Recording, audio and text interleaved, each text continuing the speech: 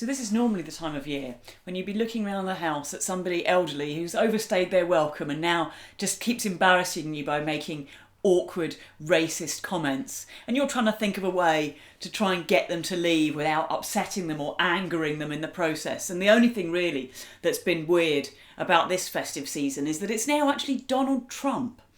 But that's not the point that I want to make today. The point that I want to make to start off the first News at Kate of 2020 is this fairly simple point. The government has lost control of the country. Right, we've had this, look at what's happening with the schools. The government the schools will definitely go back, they'll go back on time with mass testing, blah, blah, blah. And then the schools were we actually don't have time or skills or resources to implement this kind of mass. And there will be optional mass testing, but the schools will go back on time. And then the parents were we're not sending our kids back, and local authorities were that is definitely not a safe thing to do given the current strains and what's going on. We can't put our kids at risk. We're not in the government the schools will go back on a staggered and delayed. But this government is acting those parents in the supermarket who are Timmy, you're not allowed any sweets, and then Timmy just grabs a fistful of pick and mix and stuffs it in, and they're Timmy, a maximum of 20 sweets. They have lost control of the country. And that's for a couple of reasons. Firstly, because they are not brave, they are not strong, they are not leading the country, they're not making difficult decisions, they're too desperate to be liked, they're too desperate to pander to a variety of interests rather than listening to which interests should be prioritised, like people's well-being. They don't understand the science well enough, they're not clued up enough. There is basically nobody left in the country who isn't confident that they understand the science better than Boris Johnson does.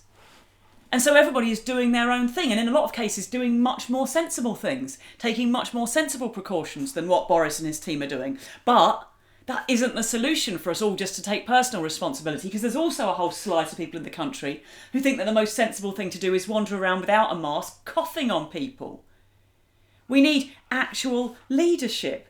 And if we needed any more evidence that the government has lost control and is now just trying to play the media game rather than actually dealing with the crisis, when was the last time that you saw cameras inside a COVID ward reporting from a hospital? When was the last time you saw NHS doctors and nurses being interviewed on the news?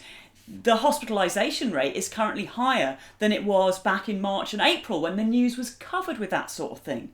Why aren't we getting it? The government is telling hospital trusts that they can lose their funding if they let the media in. They're telling doctors and nurses that they can lose their job if they talk to the media. The government is... This is absolutely unprecedented. This is a horrendous attack on the freedom of the media and the freedom of the press. And because the government is so in the pockets of the mainstream media, they're going along with it and they're not making a fuss. They're not calling it out. And all you see under the radar is anti-vaxxers going, well, because there's no cameras in hospitals, clearly that's because there's nobody in hospital and the whole thing was a hoax. It's not. The whole thing is a giant conspiracy, and it's a giant conspiracy by Boris Johnson and the media to cover up the fact that they have completely lost control of the country, and there's no way we can get out of this crisis until the situation is brought back under control. And first of all, Boris Johnson needs to resign, and so do the rest of his cabinet, people like Matt Hancock, who are responsible for the mess that we're in. And then what happens next? Well, here's my suggestion. Why don't we do what we've done historically in wartime situations and bring in a new expert cross-party government? So we pull together a coalition of people who are from all different parties, but people with medical expertise, people with scientific expertise, people who really understand the crisis. And we have a temporary government built of those people. And it might not work. It might not work. But what else works? A coalition of me and Marcus Rashford and Jedward. Those are my options. Take your pick. And we'll see you in the House of Commons.